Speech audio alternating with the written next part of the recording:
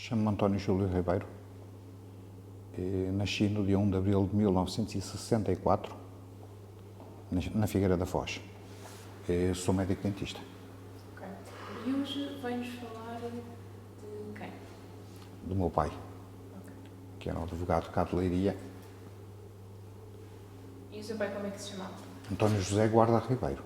Nasceu em que data? Nasceu aqui em Leiria? Não, nasceu em Pombal. A data é fácil, é tirar 30 anos à minha idade. O meu pai tinha 30 anos quando eu nasci. Portanto, se eu nasci em 64, ele teve de nascer em 34. E o seu pai nasceu em Pombal e sempre esteve na zona de Pombal? Nasceu em Pombal, estudou em Coimbra e mudámos por vários sítios antes de chegar a Leiria. A recordação que eu tenho de infância é de várias casas, nunca estar muito tempo na mesma casa. O seu pai estudou Direito Em Coimbra.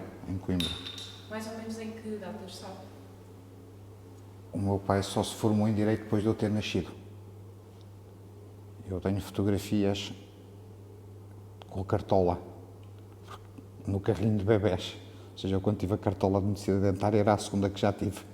A primeira foi de Direito, E o seu pai conheceu a sua mãe em Coimbra. A sua mãe também estudava lá? A minha mãe estudava, é professora de Germânicas, vinha atrás dos montes ela. Portanto, estudou na Faculdade de Letras?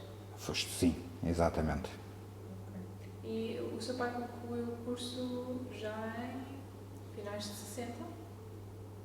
Como eu já tinha nascido, eu nasci em 64, ele terá... E eu já não era propriamente recém-nascido nas fotografias da queima das fitas dele, portanto presumo que em 65, mas não tenho a certeza. Okay. E passaram por vários sítios antes de virem para Leiria? Sim. Tenho a recordação de ter vivido em Porto Mós, ter vivido na Figueira da Foz, foi onde eu nasci e vi lá nos primeiros tempos, ter vivido em Lisboa também, mas sem os meus pais. Em casa da irmã do meu pai, da minha tia, porque, pronto, devido a diferenças de opiniões com o governo da altura, a minha mãe foi proibida de ensinar no ensino público e a minha tia, durante 2 anos, criou-me, porque eles os dois, e eu tenho uma irmã, com a bebé e com dificuldades, a minha tia ofereceu-se para ficar comigo durante esses 2 anos. E tanto o seu pai como a sua mãe, então,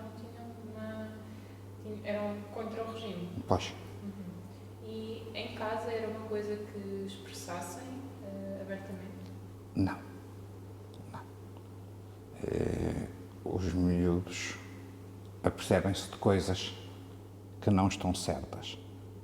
Penso que os pais tentam não mostrar isso aos filhos. E ali a mesma coisa. Tenho recordações, eu vivi em Coimbra também, andei lá no Jardim Escola João de Deus, quando foi das confusões com os estudantes e com a PIDE. Lembro depois das coisas estarem mais calmas, vir à rua e a PIDE atingiu algumas pessoas a tiro, e eram tiros para o ar. Lembro-me perfeitamente de ver na parede da universidade um tiro. Eu era pequenito, à altura da minha cabeça, e à volta um círculo escrito em cima, tiro para o ar. Eu lembro perfeitamente dos meus 4 anos pensar, este gajo é burro, como é que isto é um tiro para o ar? Lembro perfeitamente isso. Portanto, foi à Universidade de Coimbra, o seu pai estava lá, tinha ido à Universidade de Coimbra quando acontecia... Eu vivi em Coimbra, não me apercebi de nada dessas confusões, claro, mas esta do tiro para o ar Ficou tenho na memória? perfeitamente a memória, na parede da universidade. Ia com a minha mãe na altura. A sua mãe dava aulas ela nessa altura estava a estudar em Coimbra e depois deu aulas onde? No liceu, Eu lembro dela, deu aulas no Colégio de Porto Mós, que era um colégio particular porque não podia ensinar no ensino público. A PIDE foi chatear o diretor do Colégio de Porto Mós, a dizer que não lhe podia dar emprego, que ela era uma pessoa subversiva. E ele teve coragem e mandou-os dar uma volta. E ela ficou lá a dar aulas. Mas o que é que o seu pai e a sua mãe, que atividades é que eles participavam, o que é que faziam? Distribuição de comunicado? Não tenho, nessa idade, a menor ideia disso. A menor ideia disso. Depois, quando saiu o 25 de abril, eu tinha 10 anos. Andava na 4ª classe. Já não era um menino de jardim-escola. E nos últimos anos, já parecia que algo errado se passava. O meu pai era advogado de alguns trabalhadores de algumas empresas. A minha mãe, alguns discos que lá estavam em casa não se podiam ouvir alto e estavam arrumados ao lado, separados dos outros. Zeca Afonso, Fanhais, etc. Os miúdos, eu percebi, algo errado se passa. A minha empregada doméstica da altura tinha um irmão que estava na Guerra da África, estava na Guerra do Ultramar. Quando foram esperar no seu regresso, nunca mais o viam, lembro perfeitamente da mãe começar a chorar, pronto, mataram o meu filho e trazem-no num frigorífico. E depois o rapaz lá, vinha no barco, lá apareceu. Era esse o contacto que tinha. Também há uma coisa engraçada, os livros da Mafalda, do Quino. Eu comecei a ler a Mafalda com a idade que a Mafalda tinha na altura, que eram 6 anos. Eu gostei muito. E assim, basta ler a Mafalda, porque a Mafalda fala do mundo. E depois os miúdos vão juntando as coisas. Ou seja, aprendi na Mafalda que havia uma guerra num sítio que eu nem fazia ideia. Depois fui lá ao Globo procurar, porque lá a Mafalda tinha sempre o seu Globo, que era o Vietnã. Havia outra guerra num sítio chamado Israel e Palestina, que ainda há hoje essa guerra. Os livros da Mafalda foram a minha introdução à história e ao mundo, e a como é que o mundo funcionava. Os seus pais sempre o incentivaram muito à leitura? Sim. Ou foi algo que tomou por iniciativa própria? As duas coisas. Não tínhamos os telemóveis, os tablets, alguma coisa tinha que fazer. Tínhamos os brinquedos. O meu pai usou uma técnica engraçada.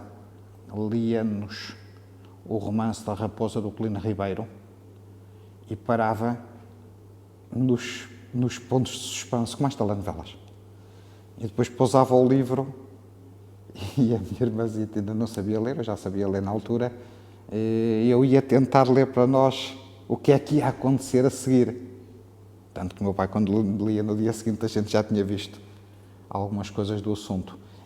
Ensinaram-me a ler muito cedo, no Jardim Escola em Lisboa, no Externato Padre António Vieira, o que nem vejo que tenha sido uma grande vantagem. Porque depois, quando cheguei à primeira classe, foi uma seca monumental. Estarem-me a ensinar A, E e O, quando eu já lia normalmente.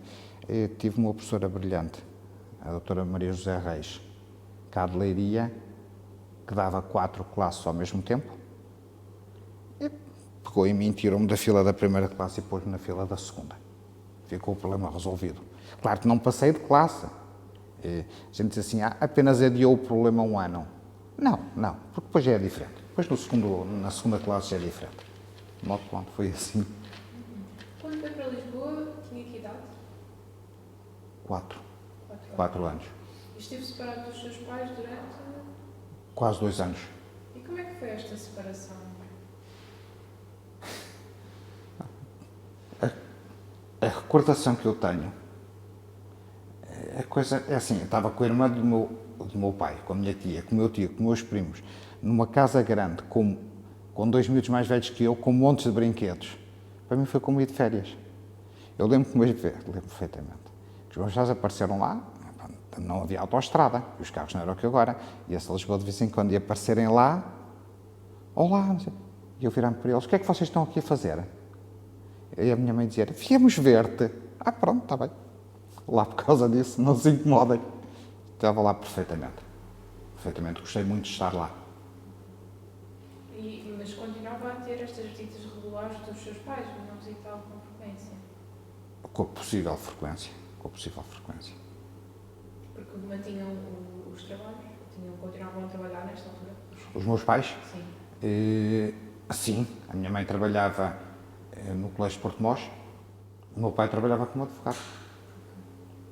E o ambiente em casa? Tinha falado já de que existiam músicas que tinham que ser ouvidas mais baixo. Por exemplo, lembra-se também se ouviam rádios que não era suposto? Não. Eu não me lembro dos meus pais ouvir rádios, pelo menos à minha frente. Pelo menos à minha frente. A única pessoa que lembro de ouvir rádio era a minha empregada doméstica, quando fazia as lides da casa. De resto, não me lembro dos meus pais ouvirem rádio. E em termos de jornais, por exemplo, os seus pais liam muito jornal? Liam, mas um miúdo não liga a isso. Eles liam. O jornal era uma coisa que estava lá em casa todos os dias. Era a República. Penso que era o jornal da República. Presumo que fosse aquele que não seguia tanto o governo. Bom, mas na medida do possível, como é óbvio. E os seus pais costumavam viajar para o estrangeiro? Sim. Desde pequenino mesmo, que me lembro de andar em Madrid, Paris, Londres, Sevilha, e lembro dos amigos dos meus pais dizer, mas vocês levam os miúdos grande seca, pá, porque é que não os deixam com os avós? E vão vocês. Sempre nos levaram, sempre, e ainda bem. E isso foi uma coisa que eu também quis fazer com a minha filha. Desde bebê, perceber que o mundo é grande e que não é só ali a casa e o quintal. E não fica cá nada. Fica assim. E para si, como é que foi lembra-se de como é que eram estas viagens? Que memórias é que tem? Dessas viagens? Sim, destas viagens, ainda antes do 25 de Sim. setembro. Montes de memórias. As longas retas e o calor da meseta ibérica em Espanha, as curvas e os rios em França, os jardins em Inglaterra. Lembro-me perfeitamente vivido. Ficou cá tudo. De chegar em Londres e estar com sede e minha mãe explicar como é que se dizia a glass of water, please. E chegar lá e pedir a glass of water, please, com a minha irmãzita pela mão, com a Xuxa na boca. E ele dizia para o outro, um copo de água. Eram madeirenses. Havia montes de madeirenses em Londres, de imigrantes. E eu dizia, não preciso de inglês para nada, entendo-me em português. Lembro perfeitamente.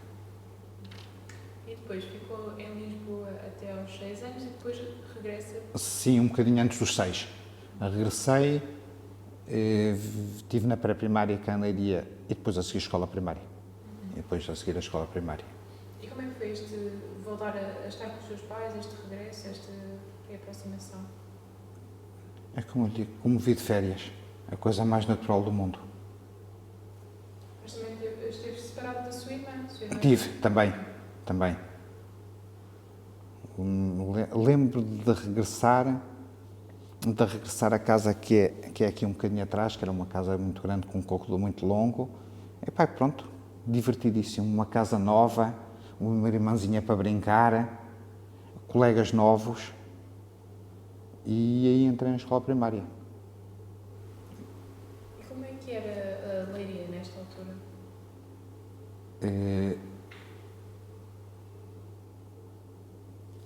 Era igual agora. Eu não tinha os arredores. Ou seja, os arredores já era para lá do sol posto. Agora não, agora uma pessoa mora nos arredores e diz que mora em Leiria. Bom, na altura não, o centro de Leiria não noto grande diferença. Mais edifício, menos edifício. A escola primária tinha uma particularidade.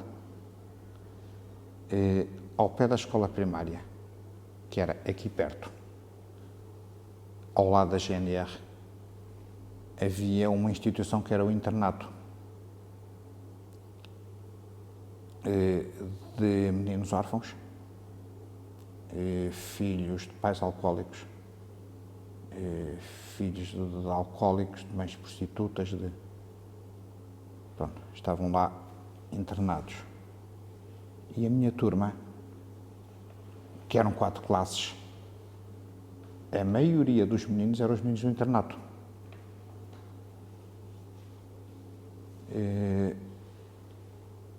E eles viviam em condições terríveis. Tanto que fugiam.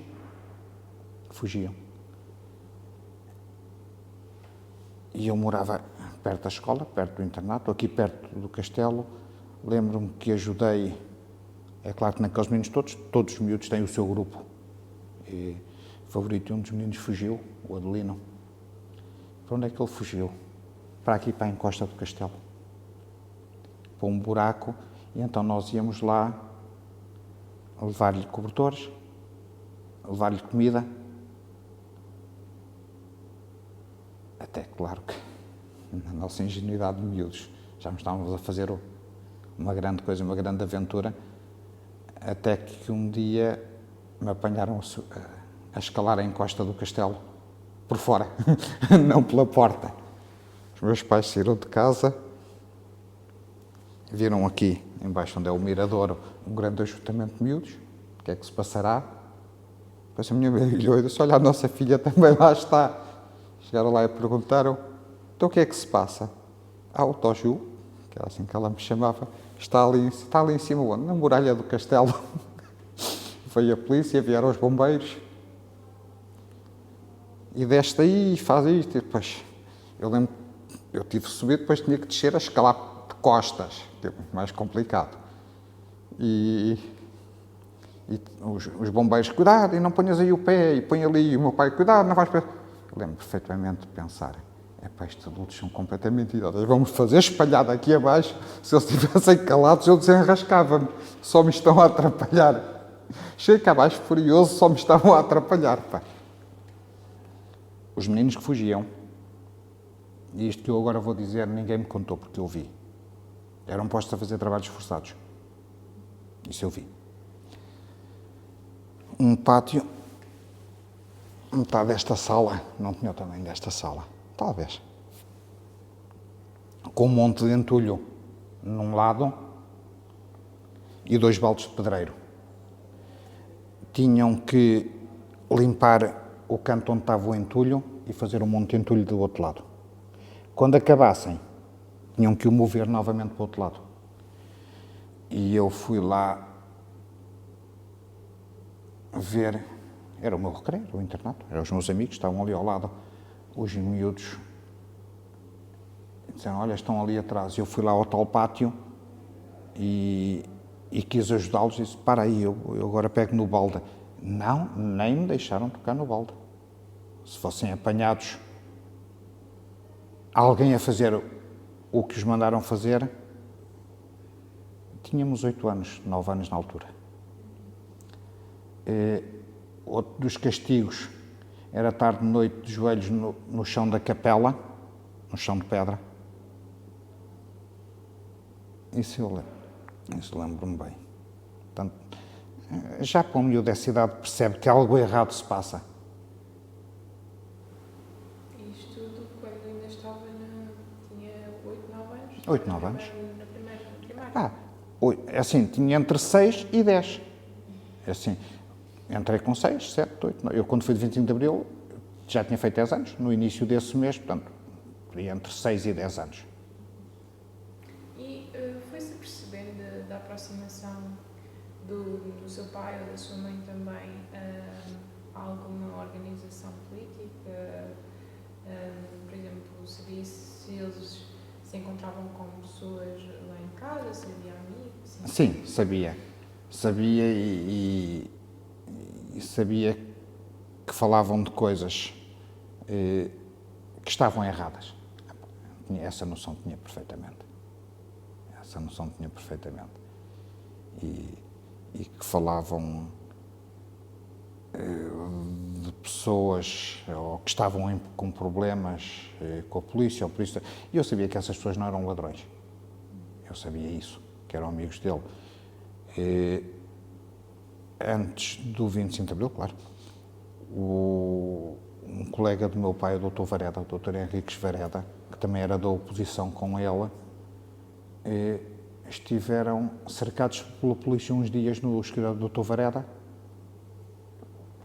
Lembro daquilo ser uma coisa muito estranha.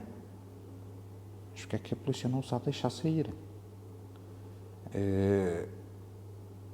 E de falar com ele ao telefone, falar com o meu pai ao telefone, e de perguntar a minha mãe porque é que o meu pai não podia voltar. A minha mãe abria-se mais connosco em relação ao meu pai. O meu pai não contava tanto o que se passava e dizer a polícia não os deixa vir. Eu sabia que ele não tinha cometido nenhum crime, eu sabia que os meus pais eram pessoas honestas. E então, pronto, fala com ela. Olá, então, a escola. Então, e porquê é que a polícia não vos deixa sair? Quem é que disse isso? Foi a mãe que disse, passa-me aí a tua mãe. E depois, claro que me apercebi que a conversa era, então o que é que disseste aos miúdos? Tipo, não lhes digas isso, não lhes fales disso, não os preocupes. Mas ficava na sua cabeça o porquê do seu pai não... Sim, é assim, eu sabia, por todas as atitudes, por toda a educação que os meus pais me tinham dado, que eles eram pessoas honestas, que faziam questão de, na sua vida, seguir uma linha de retidão, sem desvios. E passavam isso a mim e à minha irmã sempre. E se alguém estava contra eles e lhes queria fazer mal, é porque essas pessoas não podiam ser boas, porque eles eram pessoas boas. Se calhar no raciocínio de uma criança da escola primária é o raciocínio que ela consegue fazer. E era o que eu tinha na altura. Por exemplo, na escola tem noção se pais de colegas seus seriam também da oposição? A maior parte dos meus colegas, como eu lhe disse, eram do internato. Portanto, não havia ali pais. Os meus colegas mais próximos falávamos algumas coisas.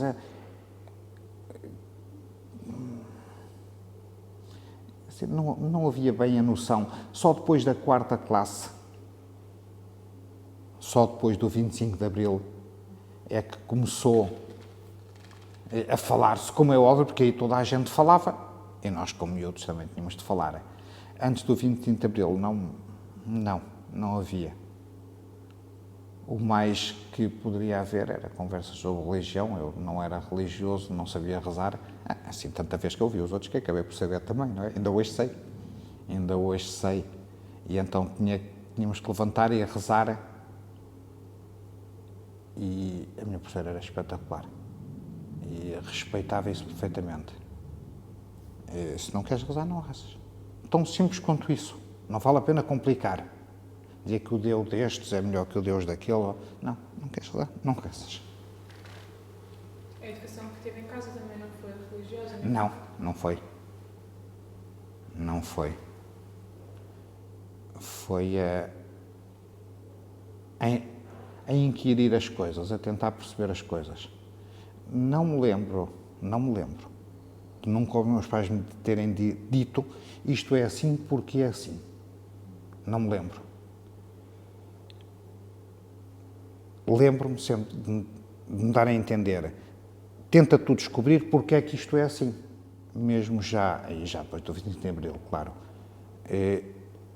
Os meus pais levaram-me a visitar vários países da Europa, já começava antes, e levaram-me também a visitar um país do outro bloco, a Alemanha de Leste, que era no Pacto de Varsóvia, era um país comunista.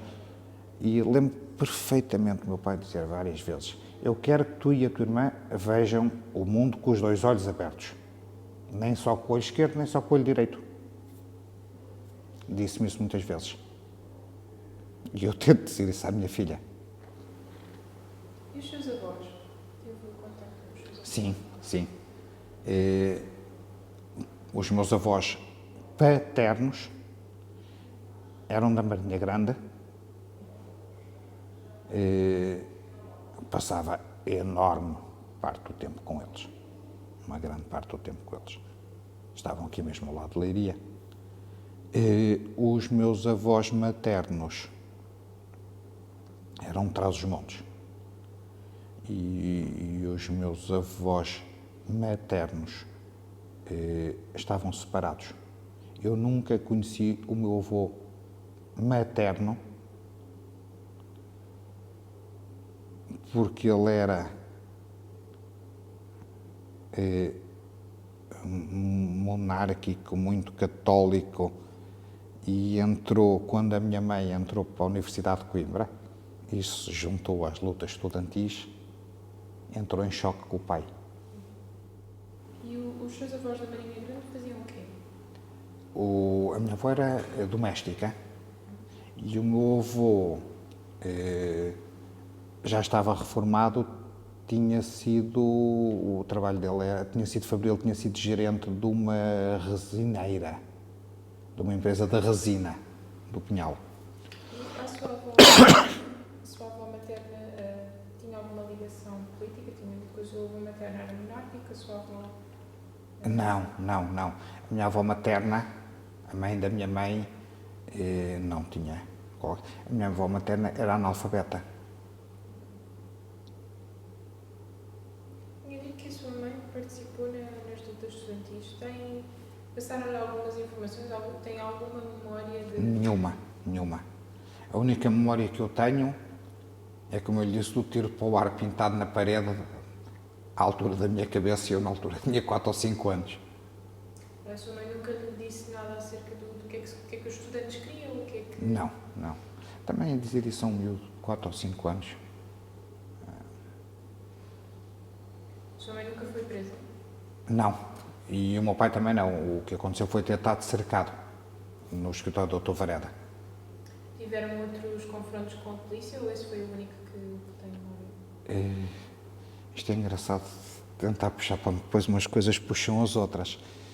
Antes do 25 de Abril houve umas eleições, que não foram eleições, foram fraudes. E eu lembro-me, na altura, dos meus pais andarem indignados. Eu lembro-me de uma anedota que eles contavam, não sei se era verdade, se não, que quando abriram aí as urnas aí numa freguesia, havia a União Nacional e a oposição. União Nacional, não sei quantos votos. E a oposição, 0 votos. E ouviu-se uma voz do público: olha, e o meu? Não sei se é verdade, se era anedota, se teria um pouco de cada. Lembro-me disso. Olha, e o meu? Então, esteve no dia da contagem, divulgação dos votos? Nem sequer sabia o que eram eleições. Nem sequer sabia o que eram eleições, eu não sei em que ano é que elas terão sido. Lembro-me dessa história porque achei engraçada. Ou seja, várias pessoas tinham posto uma coisa numa caixa e havia um que tinha desaparecido, pelo menos. E percebi que não era só esse que tinha desaparecido. Percebi o fundo da história. Não foi só alguém que votou um voto, não. Percebi que alguém tinha feito desaparecer aquilo que era contra ele, isso percebi. Os seus pais explicaram o que é que estava a acontecer? Não. Como eu digo, talvez por ser muito novo, não me iam explicando também. Eu às vezes havia coisas na Mafalda que eu lia, que não percebia e ia perguntar e dava uma explicação possível para um miúdo de 6, 7, 8, 9 anos. Depois aos 10 veio o 25 de Abril e aí já toda a gente falava em todo lado. Portanto, aí tudo era possível. E lembra-se do dia 25 de Abril? Perfeitamente. Que memórias é que tem desse dia? No dia anterior, 24 de Abril de 74, fizemos uma excursão a Lisboa. O passeio do costume. Planetário, Museu dos Coches, Jardim Zoológico. Acho que foi isso. Tanto barrámos e tanto gritámos que no dia seguinte estava completamente afónico e não fui às aulas. Não fazia grande diferença porque não tinha havido aulas, por causa do 25 de Abril. E lembro então, sou tudo da minha mãe. O meu pai era mais comedido. A minha mãe era mais efusiva. Telefonar para todo lado, o telefone não parar o dia inteiro, e um golpe de Estado, e finalmente, e corremos com eles, e assim vai acabar a guerra. Não sei, eu nem sabia que guerra que estavam a falar. Eu sabia, presumi depois que era a guerra em África, porque o irmão da minha empregada andava lá. Pronto, lembro perfeitamente desse dia, perfeitamente. Até porque não houve aulas e nós tivemos que ficar em casa. Mas quando foi o 25 de Abril, estava em Leiria? Estava em Leiria. Tínhamos ido a Lisboa no dia 24 de Abril. Se calhar ainda nos cruzámos com as chaimites pelo caminho. E foi para a rua nesse dia? Não, estava doente. Nem à escola eu podia ir. Estava com febre, completamente afónico com as ginas, porque no dia anterior só tínhamos feito disparates. E os seus pais foram sair? Sim, claro. Mas de qualquer maneira, nos dias seguintes, toda a gente andava pela rua com bandeiras. Onde é que eu me lembro assim do primeiro grande ajuntamento de pessoas a comemorar? Uns dias depois, no 1º de Maio. Isso lembro. Na Praça Rodrigues de Lobo, daquilo cheio de gente. Era uma festa para mim. Claro, e era uma festa, não só para mim, era mesmo uma festa. Do meu pai e outros amigos discursarem na varanda do Ateneu, ginásio desportivo, era assim que se chamava na altura, não sei se agora se chama. Pronto, era um edifício grande que lá estava. Pronto, lembro-me das pessoas andarem tão contentes. E estava lá no dia em que o seu pai discursou? Sim, estava, claro. Ainda por cima era só descer de minha casa até lá abaixo à praça. Isso agora, os miúdos para sair de casa têm que ter um detector de GPS, não é? Na altura não. Corríamos a cidade toda e aparecemos em casa à hora de comer. E que sentimento é que teve de ver o seu pai a falar? Acho que qualquer miúdo gosta. Tipo, é uma pessoa importante. Mas se fosse como fosse, não tinha nenhum tipo de endeusamento ou de vaidade. Não tinha. Achava, sempre tive a ser do meu pai e dos meus pais. Era um homem que fazia o que tinha que fazer. Alguém tinha que o fazer e ele fazia. Era essa a ideia que eu tinha. Claro que tinha orgulho de ver que era uma pessoa respeitada, mas que era respeitada por ser honesto. Sempre foi o maior orgulho que eu senti em relação ao meu pai. Não de grandes feitos, ou disto ou daquilo, mas senti orgulho de ser filho dele. Senti orgulho da honestidade dele. E nisso ele era incapaz de desviar um milímetro da linha. Os seus pais explicaram o que é que estava a passar no 25 de Abril? Sim, claro, isso. Dou só aos meus pais, como toda a gente explicava tudo, já se podia falar, pronto, toda a gente explicava, cada um à sua maneira, mas pronto, mas de qualquer maneira eu depois aí percebi que havia um governo, que havia pessoas que mandavam, não sabia o que que era um governo que fazia o que queria, que tinha pessoas muito ricas que faziam o que queria e que havia muitas pessoas que viviam na miséria, nem tinham que comer, nem sabiam ler, o que para mim não era novidade nenhuma, porque eu vivia ao lado do internato. Eu sabia o que era isso. Nunca tinha era juntado as duas coisas. E aí juntei. E que, além disso, tinha uma guerra nos países muito longe, em África, e que a terra não era nossa, era dos outros. E que a gente estava lá e queria ficar com a terra, mas que ela não era nossa. E que essa guerra ia acabar e que íamos ficar todos amigos. E nessa altura o seu pai começou também a envolver, porque o seu pai tinha defendido também determinados operários. Sim. Que tinham estado presos? Sim, claro. É assim, eu não sei, é como eu digo, essas coisas o meu pai não falava connosco. Não sei exatamente os que ele defendeu por razões de perseguição política ou por razões profissionais, porque se houvesse um acidente de trabalho, a empresa descartava sempre acima do operário. Eu lembro do meu pai dizer das fábricas de plástico. Há um molde que fecha e que forma uma peça. E depois abre e tira-se a peça. O molde, antes de fechar, deve fechar uma grade. Fecha uma grade primeiro e depois é que o molde fecha. Essa grade, ao fechar, se alguém lá tiver o braço, o molde já não fecha. É uma proteção. Do meu pai dizer, olha, de falar do número de homens na zona da Marinha com falta de dedos. E depois nunca era a culpa do patrão. Era sempre a culpa do empregado que tinha desmontado a rede para ter mais rendimento. Como se alguém fosse trocar os dedos por uns alguidares de plástico, não é? E depois em tribunal, lembro-me para dizer isto, vinham colegas dele a dizer que não, que a empresa era a mais segura do mundo, que ele é que era um estranho e desmontou a rede que era para poder ir lá buscar a peça nos últimos segundos. E obviamente não é preciso ser uma criança já muito velha para perceber que isso está errado. Percebia que isso estava errado.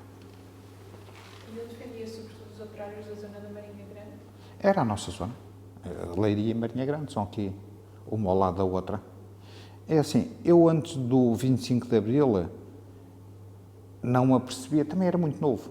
Depois do 25 de Abril é que comecei a relacionar as coisas. E a saber mais histórias, claro. E o seu pai começou-lhe a contar outras histórias? Tem memória das histórias que eu tenho partilhado?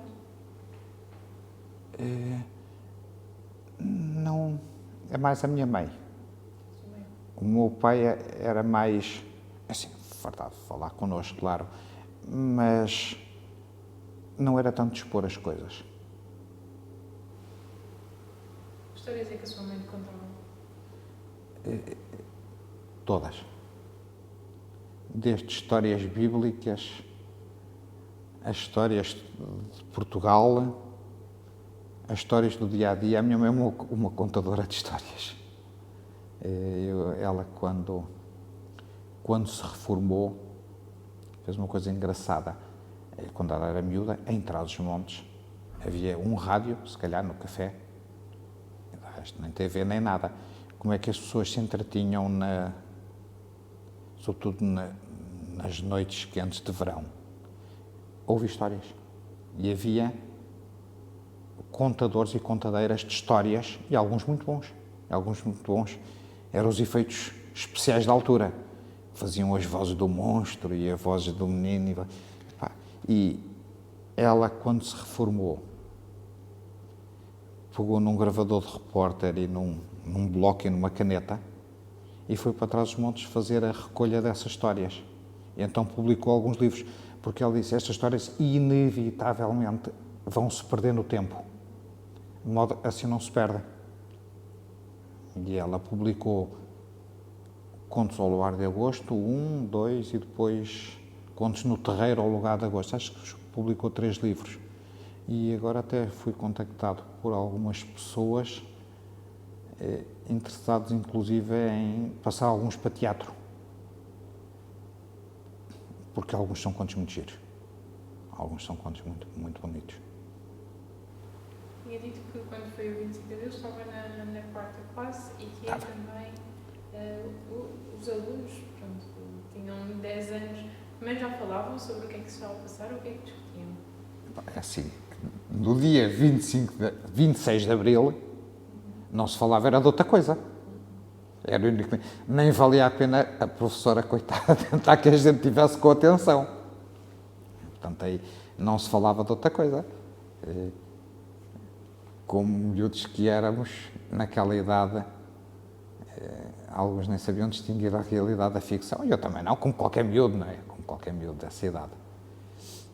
Mas lembro que não se falava de outra coisa e que os primeiros tempos foram, não era de confusão, nem atribulados, mexidos,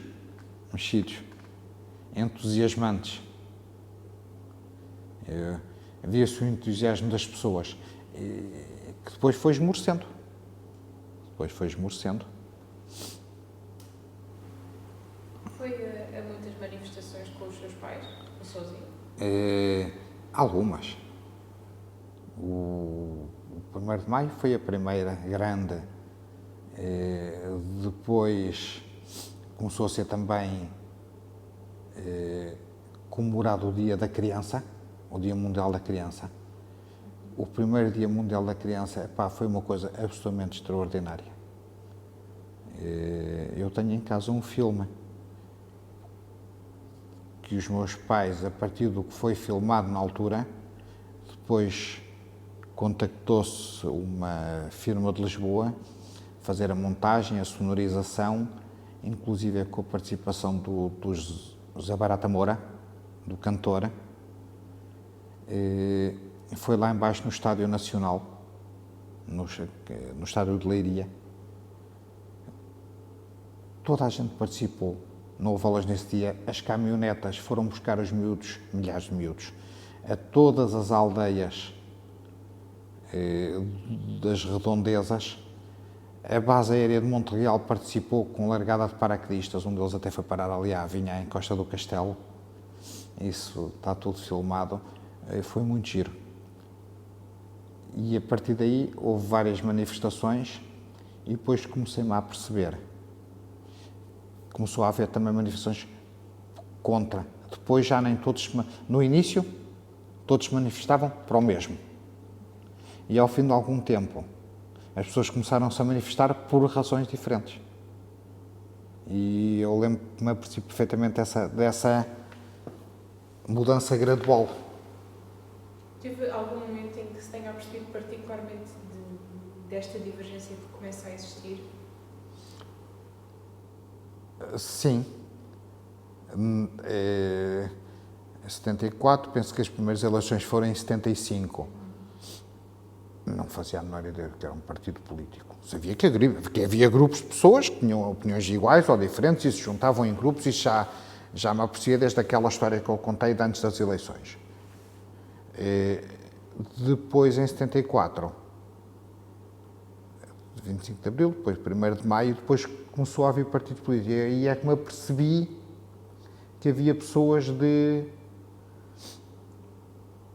que pensavam de maneira diferente e formaram então os partidos. Aí comecei-me a perceber disso. E os seus pais aproximaram-se de algum passado? Sim. O meu pai foi candidato pelo MDP-CDE, que já existia, mas o MDP-CDE já existia antes do 25 de Abril. Aliás, foi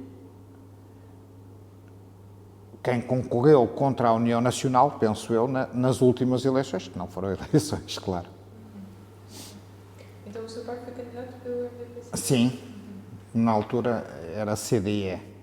Depois surgiu o CDS, entre eles juntaram o MDP, penso eu, também é tudo marketing. E então as pessoas começaram a andar, coisa que não acontecia antes, ninguém andava com emblemas dos seus partidos. Pronto. E começou a haver zaragatas nas escolas, por causa disso. E eu tive... Na sua escola, inclusivamente? Sim, claro. Eu tive zaragatas e acho engraçado. Aqueles com que eu tive as maiores zaragatas hoje são grandes amigos. Mas na altura, por causa da porcaria dos emblemas... Mas porque tinham emblemas diferentes? Exatamente, exatamente. Porque uns eram deste e eu era daquele e o outro era do outro. E pronto, acabámos por nos zangar. Epá, assim, as zangas nunca foram de violência. Mas, pronto, chegávamos a zangar por isso. Mas conseguiam perceber se tinham... se discordavam em determinados tópicos ou... Sim.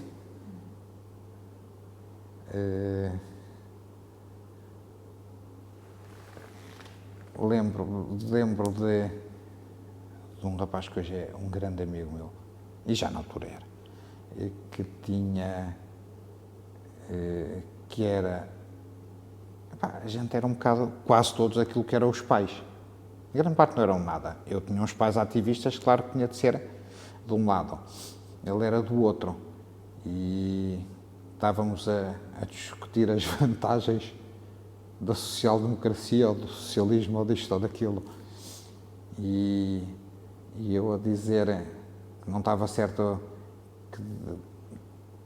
que haver gente tão rica e outros tão pobres, que viam, e lembro dele contrapor, olha, na Suécia,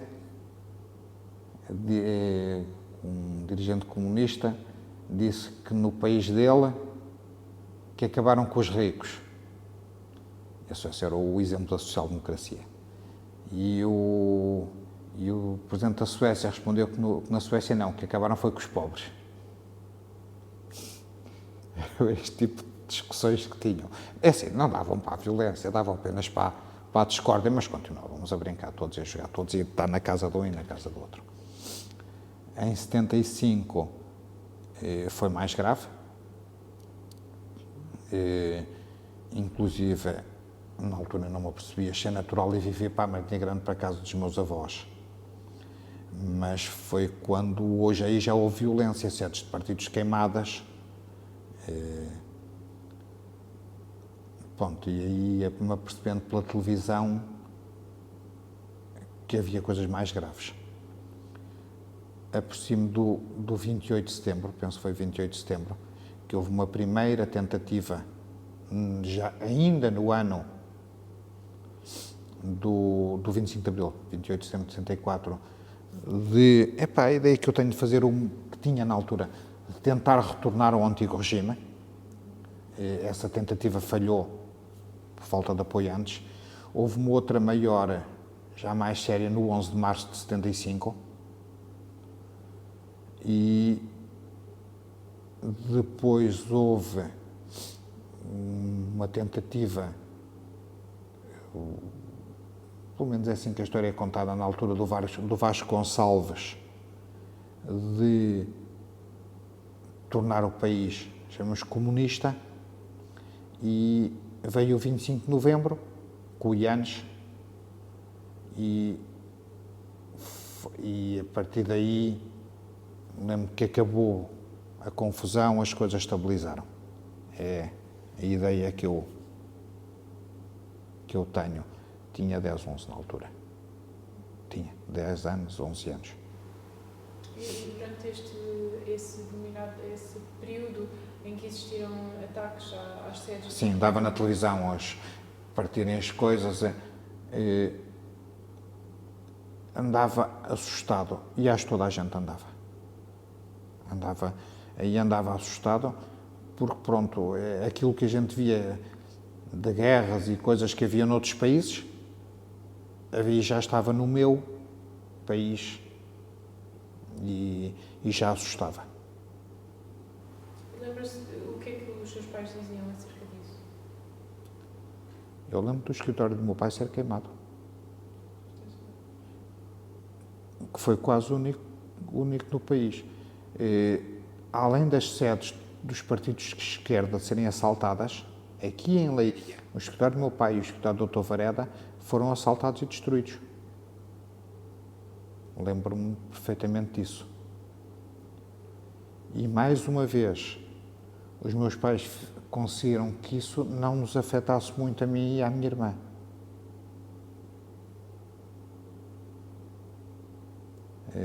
Tinha havido um assalto e eu percebi perfeitamente porque relacionei as coisas com o que via na televisão, mas...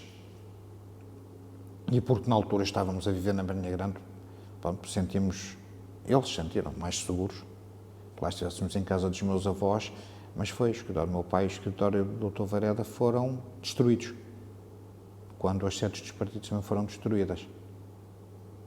O seu pai falou disso? Era inevitável falar. Era inevitável falar. Falou, não entrou em grandes pormenores, mas falou. Mas percebeu o que é que aquilo significava? O que é que... Percebi. Na altura já não me era difícil perceber.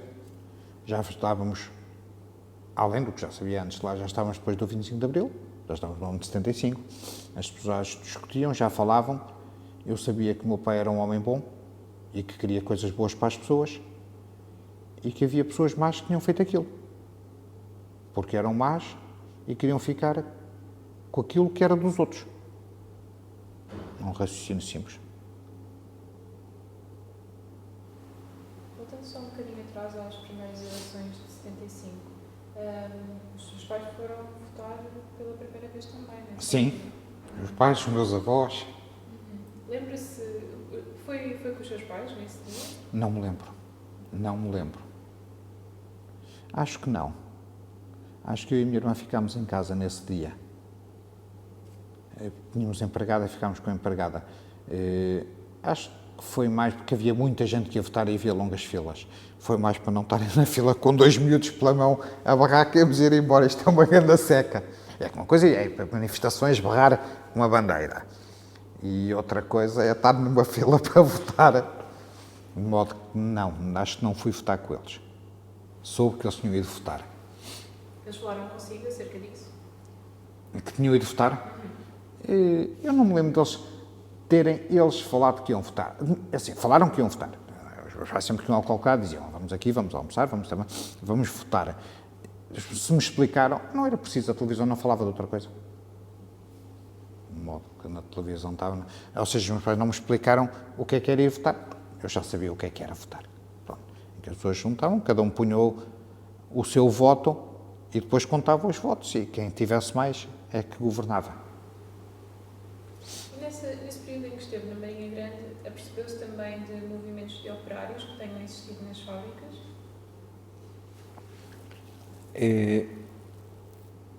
Não, sabia de movimentos operários que tinham existido. O 18 de janeiro, que foi uma revolta, sabia. Que foi uma revolta de operários que viviam em condições miseráveis. Lembro-me perfeitamente de quando estávamos à mesa, uma das insistências da minha avó, sobretudo da minha avó, era não estragar a comida. E não, era uma heresia. Não estragar a comida, era uma coisa... E lembro perfeitamente, mais que uma vez, ela me dizer que na altura da guerra, no racionamento,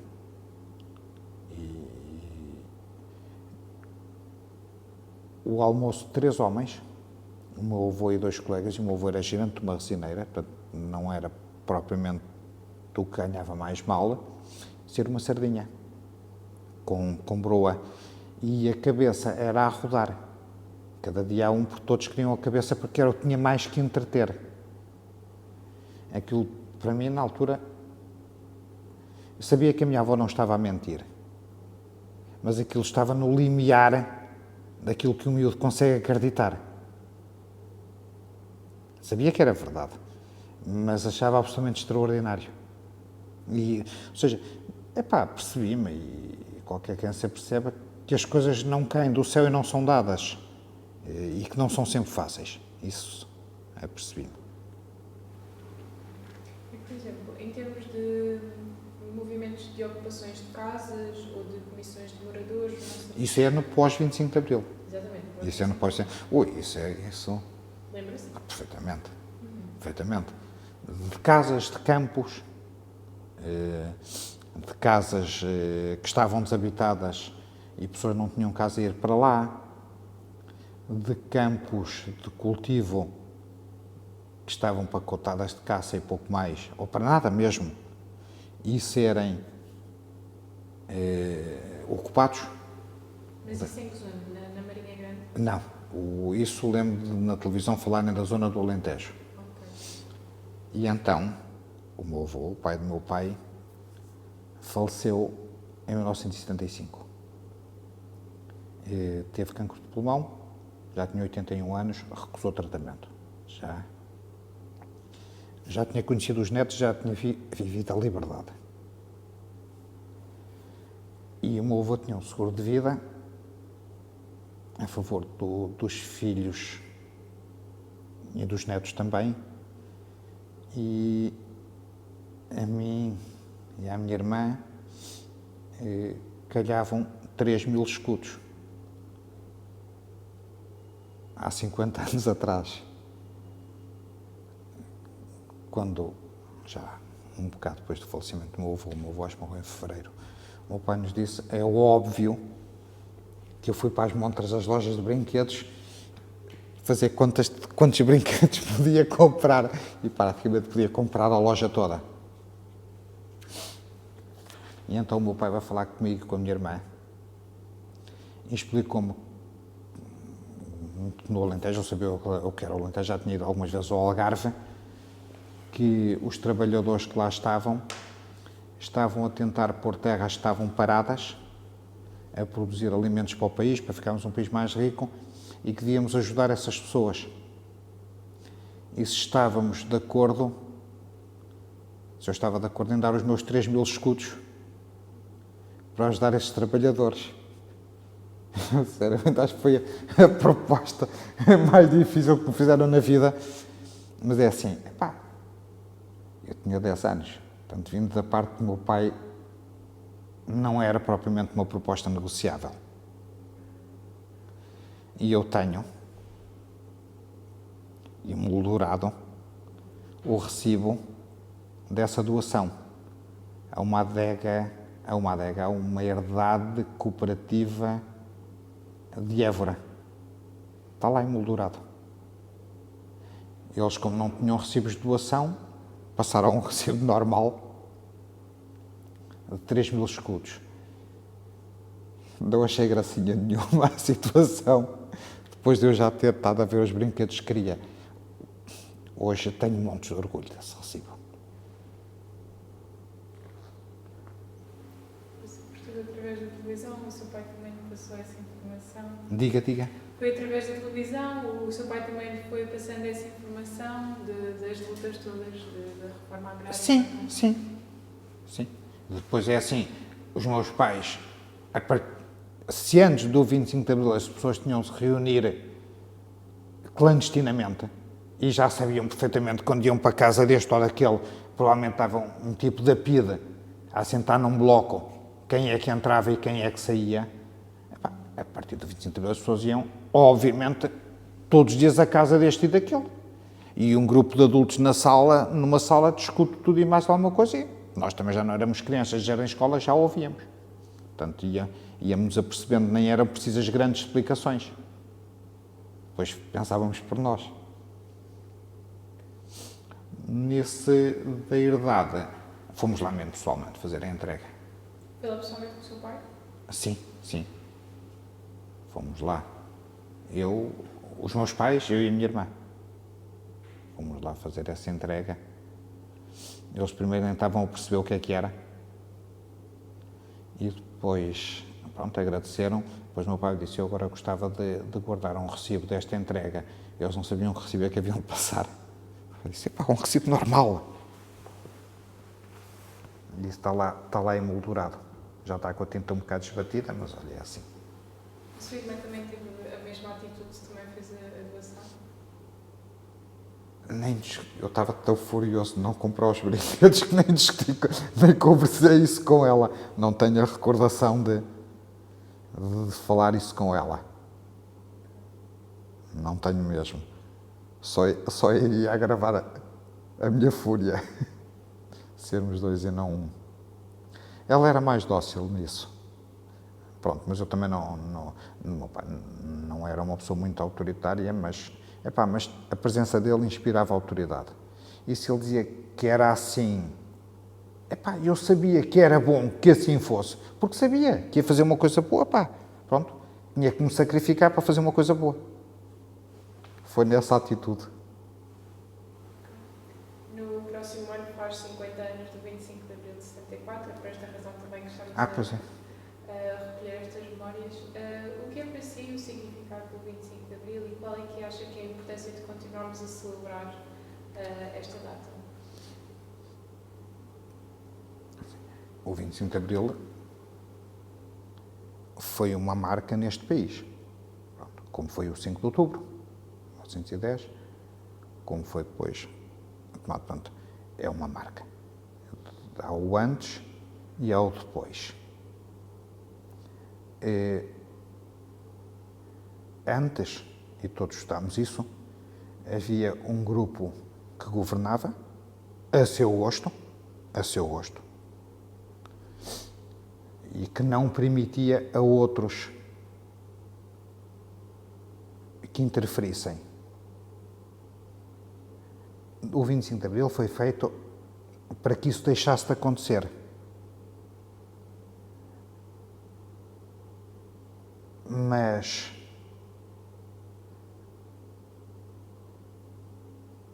hoje e sempre o grupo que governa quer sempre governar a seu gosto. De modo que a liberdade que nós temos, é a liberdade que é suficiente. Há aquela velha frase: para que o mal vença, basta que os homens de bem nada façam. E isso continua válido. E nós às vezes vemos coisas no mundo que estranhamos, porque é-nos dito todos os dias que a escolha é nossa. E depois somos confrontados com situações das quais não temos escolha e que não concordamos. E que são injustas, são claramente injustas. E elas vão se acumulando. E há alguém que disse, não sei quem, mas é verdade, quando o povo se desilude com a democracia, volta-se para outros sítios. Isso está na história. Desde a história do nazismo, à história daquele que ontem venceu na Argentina. Que é um maluco. E venceu. Portanto, as pessoas não pensem que o 25 de abril lhes deu algo de garantido. Deu-lhes a oportunidade de fazerem alguma coisa. Agora, se não fizerem, estão tramados.